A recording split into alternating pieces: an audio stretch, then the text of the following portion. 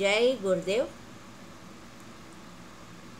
మహాభారత గ్రంథంలోని విదుర నీతి సుధ 8వ అధ్యాయం 3వ శ్లోకం.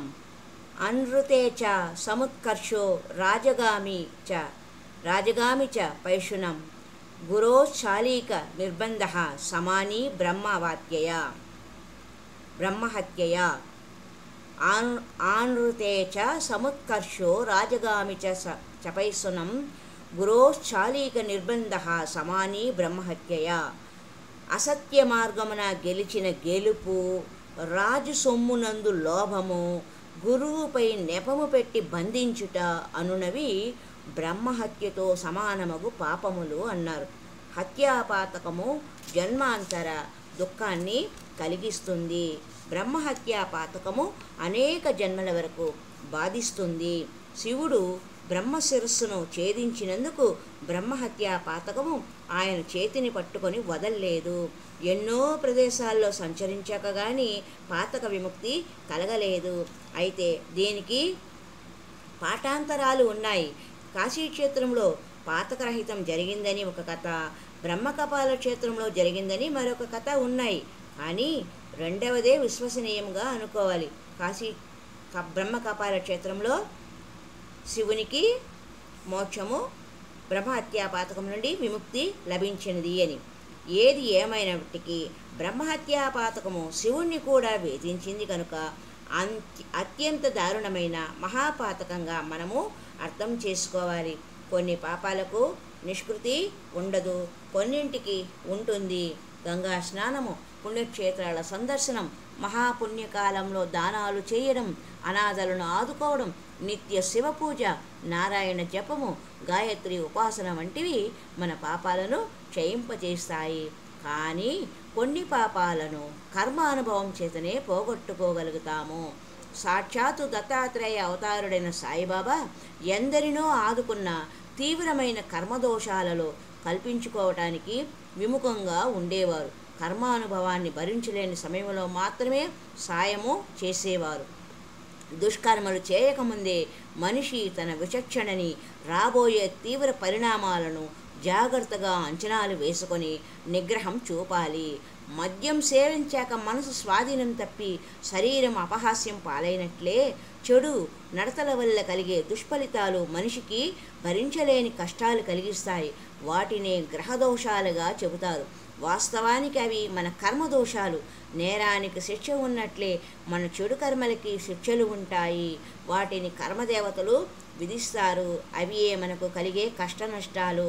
ఒక్కో మాట మంచివాళ్ళు కూడా కష్టాలు పడతారు. అందుకు గతకాలంలోని కర్మల ఫలితాలు, ఇప్పటి సత్కర్మల ఫలితాలు భవిష్యత్తులో లభిస్తాయి. గెలుపు అనేది స్వశక్తి, కృషి, నిజాయితీల మీదనే ఉండాలి తప్ప తప్పుడు మార్గంలో అన్యాయంతో గెలిపే ధ్యేయంగా వ్యవహరించరాదు అంటున్నారు విదురుల వారు. ప్రస్తుత ప్రపంచంలో ఇందుకు పూర్తి విరుద్ధంగానే ప్రజలు ప్రవర్తిస్తూ ఉన్నారు. దీనివల్ల ఆ గెలుపులో ఆనందము ఉండదు, అహంకారము ఉంటుంది. అలాంటి గెలుపు వల్ల మరిన్ని దుష్కర్మలకు మనసు ఆరాటపడుతుంది. చివరకు అధోగతి తప్పదు. ఎవరికి అర్హతలు ఉన్నాయో వారే గెలుస్తారు. క్రీడా స్ఫూర్తితో వారిని అభినందించడమే ఉత్తమ సంస్కారం. గెలుపు ఓటములు దైవాధీనము, సత్కృషి మాత్రమే కర్తవ్యము. రాజు సొమ్మునందు లోభము. ఏది రాజు సొమ్ము? ప్రభుత్వధనము. ఉద్యోగులు ప్రభుత్వ ధనం పట్ల లోభంతో ఉండరాదంటే దానిని మోసపూరితంగా సొంతం చేసుకోరాదని అర్థము.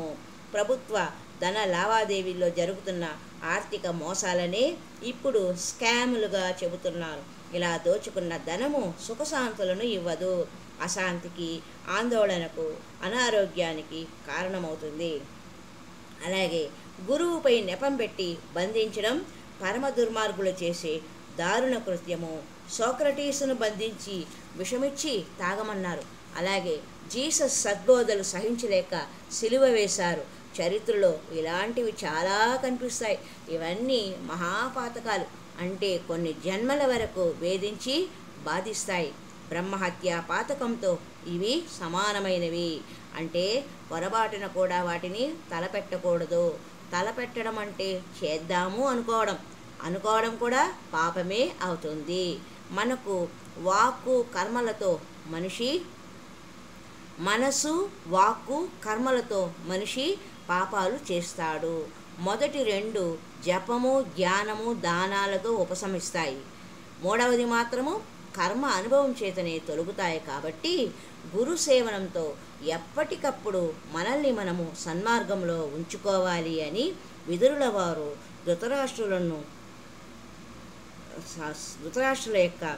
ధృతరాష్ట్రులకు చెప్పినట్లుగా మన మానవులకు చేసిన ఉపదేశ జ్ఞానం. మరి ఒక మారు విదురుల వారు చెప్పిన శ్లోకము పరిశీలిద్దాం. ఆనృతేజ సముత్కర్షో రాజగామి చ పైశునం గురోశ్చాలీక నిర్బంధ సమానీ బ్రహ్మహత్యయ. బ్రహ్మహత్యతో సమానమగు పాపములు అసత్య మార్గమున గెలిచిన గెలుపు, రాజు సొమ్మునందు లోభము, గురువుపై నిపము పెట్టి బంధించానునవి బ్రహ్మహత్యతో సమానమైన పాపములు. కాబట్టి మానవులు ఇటువంటి పాపములను చేయరాదు అని తెలిసిన నీతి సందేశం. హరి ఓం తత్సత్.